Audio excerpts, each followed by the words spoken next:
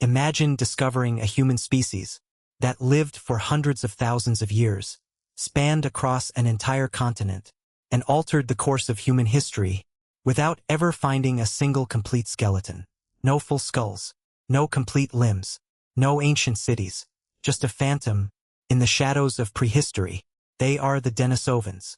For over a century, textbooks taught us a simple story.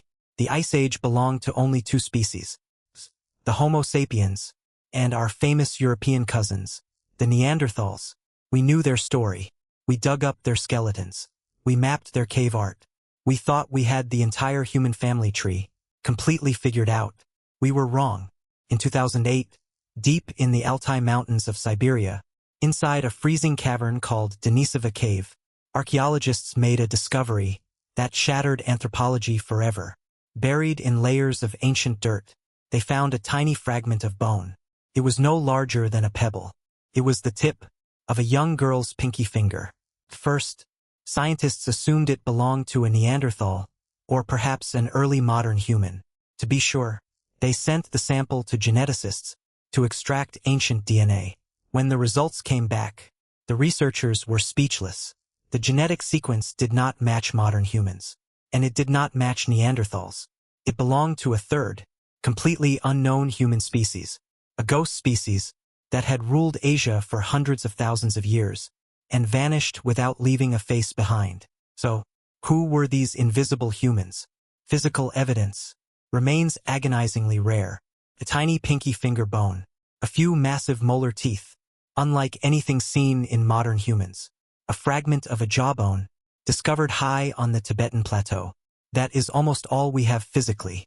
Yet, genetic science reveals a staggering truth. The Denisovans were not a small, isolated tribe. They dominated the continent of Asia, from the freezing wilderness of Siberia, all the way down to the tropical jungles of Southeast Asia. They adapted to extreme, sub-zero freezing conditions. They survived at extreme altitudes, where oxygen levels were dangerously thin. And judging by their massive teeth, they had a powerful, robust physical build, built for ultimate survival.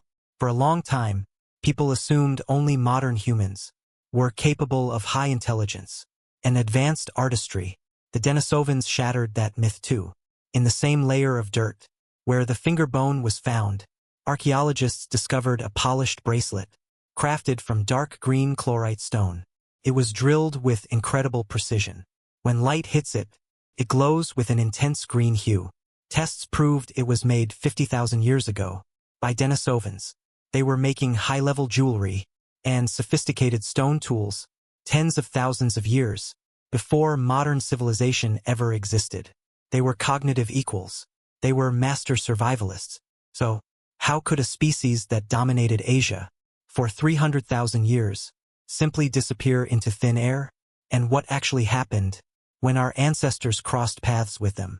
When modern humans migrated out of Africa 70,000 years ago, we did not enter an empty world. We walked onto a crowded planet.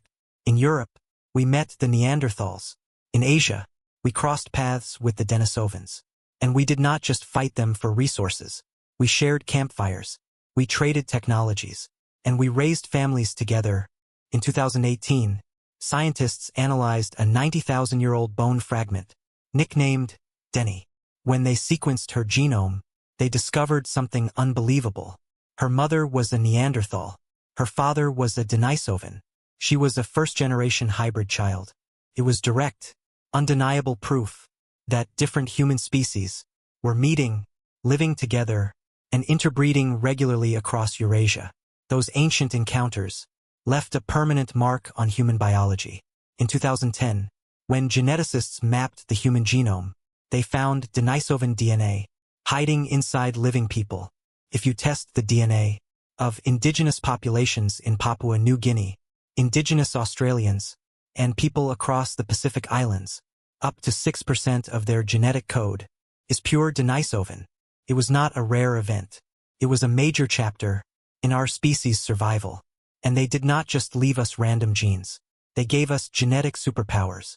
Take the people of Tibet. For generations, scientists struggled to understand how Tibetans could live, work, and thrive at altitudes over 14,000 feet, where low oxygen causes severe altitude sickness. In normal humans, the answer lies in a single gene, called EPAS1. This gene prevents the blood from thickening painfully in thin mountain air. Where did Tibetans get this life-saving gene? They did not evolve it on their own.